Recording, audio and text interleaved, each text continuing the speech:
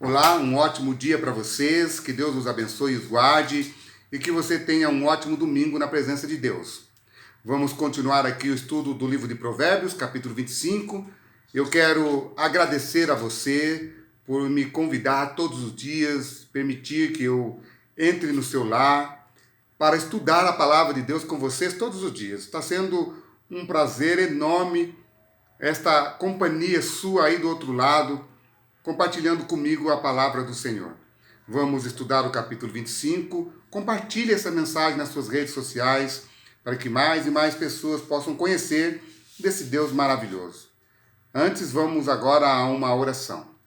Pai, que habita nas alturas dos céus, muito obrigado, Senhor Deus, por mais um dia de vida, pelo amanhecer, pela saúde, por tudo que o Senhor tem feito em nossa vida. Pai querido, Pai de amor, abençoe os teus filhos onde eles estão e que todos possam ser abençoados pelo Senhor. Vamos agora estudar a tua palavra, pedimos a orientação do Espírito Santo, em nome de Jesus. Amém. Capítulo 25, diz assim o verso 1.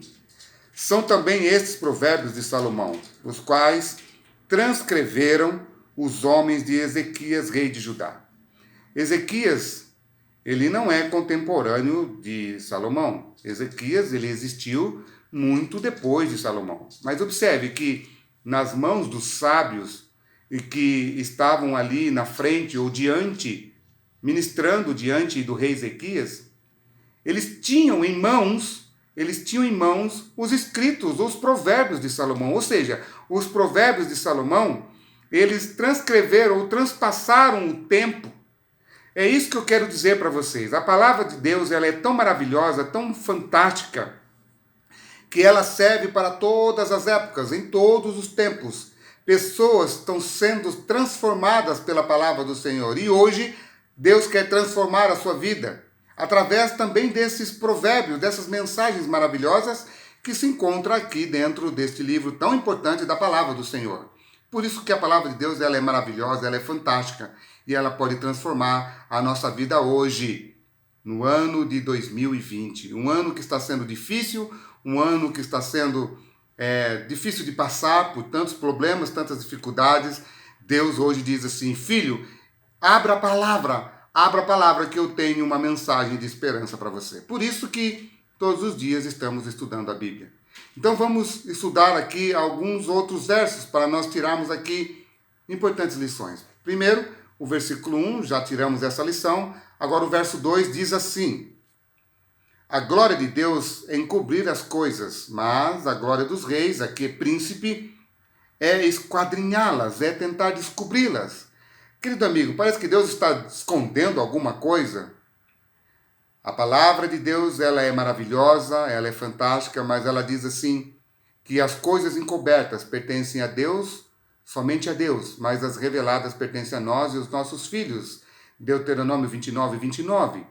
Lá no livro de Amós, capítulo 3, verso 7, a Bíblia diz que Deus não fará nada sem antes revelar aos seus servos, os profetas. Ou seja, o que está escrito na sua palavra, o que está escrito nos seus escritos da Bíblia Sagrada, ela é para nós e os nossos filhos, para a nossa salvação, para a salvação da nossa família.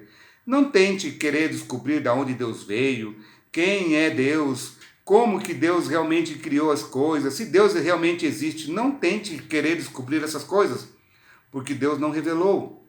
Mas o que está revelado na sua palavra é para nós. Então, esquadrinhe. Esquadrinhar a palavra é pesquisar, é estudar, mas saiba que Deus não quer que você vá além daquilo que é permitido para mim e para você. Versículo 3, como a altura dos céus é a profundeza da terra, assim é o coração dos reis é insondável. Observe que o que está dentro do coração humano, nenhum outro ser humano consegue descobrir.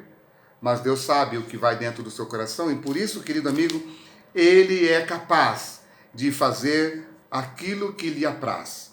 Verso 6, não se glorie da presença do rei, nem se ponha no meio dos grandes, porque melhor é o que se digam, suba para cá, do que ser humilhado diante do príncipe. Ou seja, não queira se autopromover, não queira estar no lugar onde você não é convidado. Tenha cautela a respeito dessas coisas para você não ser humilhado, querido amigo. Versículo 8, não se apresse a levar ao tribunal o seu amigo, o seu próximo.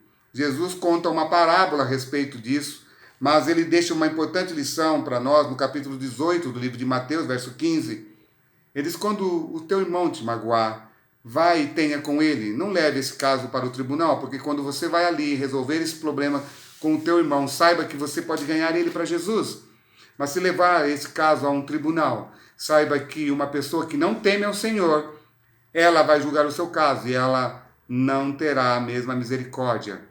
Querido amigo, saiba que Deus não quer que os casos da palavra referente à sua igreja, referente aos seus filhos, não saia do âmbito espiritual. Versículo 11 diz assim: como maçã de ouro em bandeja de prata, assim é a palavra dita a seu tempo. Amigo querido, a Bíblia está dizendo, falar do jeito certo, na hora certa, você pode salvar uma alma para Jesus. O que bem se diz, de bom grado se aceita. Ser direto no que diz não precisa virar uma catástrofe. Versículo 13 diz assim: como frescor de neve no tempo da colheita, assim é o mensageiro fiel para com os que o enviam, porque refrigera a alma dos seus senhores.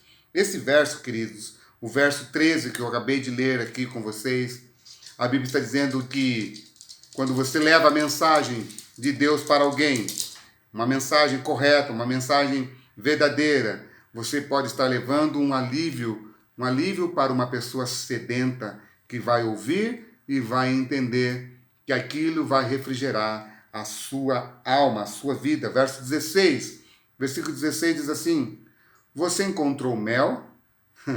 Uma pergunta muito interessante.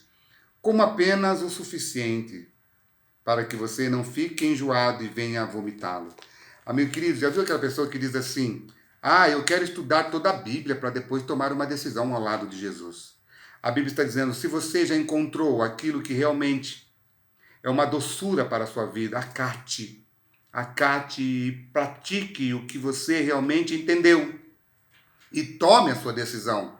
Tem pessoas que dizem assim, eu quero estudar toda a Bíblia. Ele fica 1 ano estudando a Bíblia, 1 ano pecando. Querido amigo, nós não temos 1 ano para viver no pecado. Nós não temos nem sequer 1 dia a mais para viver no pecado, nem 1 hora a mais. A Bíblia diz que a nossa vida ela é como uma neblina que aparece por um instante e logo ela desaparece. Ou seja, o que é a nossa vida? Então, querido, Deus está falando assim, se hoje você está ouvindo a minha voz, não endureça o seu coração, abra o seu coração, deixe o Espírito Santo entrar e tome isso como um mel para a sua vida e tome decisões ao lado de Jesus.